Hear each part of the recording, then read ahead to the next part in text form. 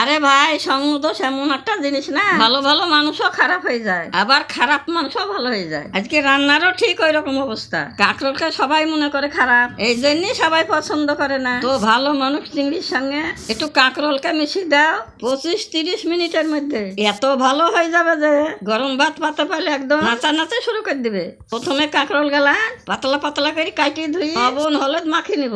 প্রথমে কড়াইতে বেশ খানিকটা সর্ষের তেল গরম করে লবণ হলুদ মাখাইনি কাঁকড় গুলা দিয়ে আস্তে আস্তে জল করে ভালো করে ভাজি তুলে নিব। আজ কি বানাবো বলো তো, নাতে নাতনি কাঁকড়েলের ভর্তা।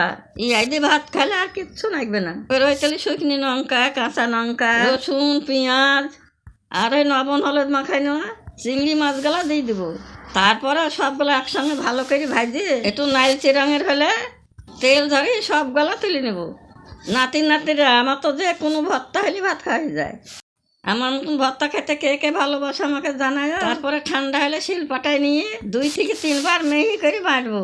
আমি এখানে শিল পাটায় বাটে নিছি, তোমরা মিষ্টিটা বাটতে পারো।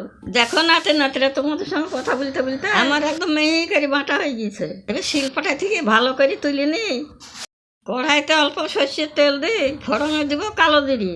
তারপরে বাটাটা তেলের পরে দিয়ে 2 মিনিট ধরে হালকা জাল দিয়ে ভালোভাবে কষবো।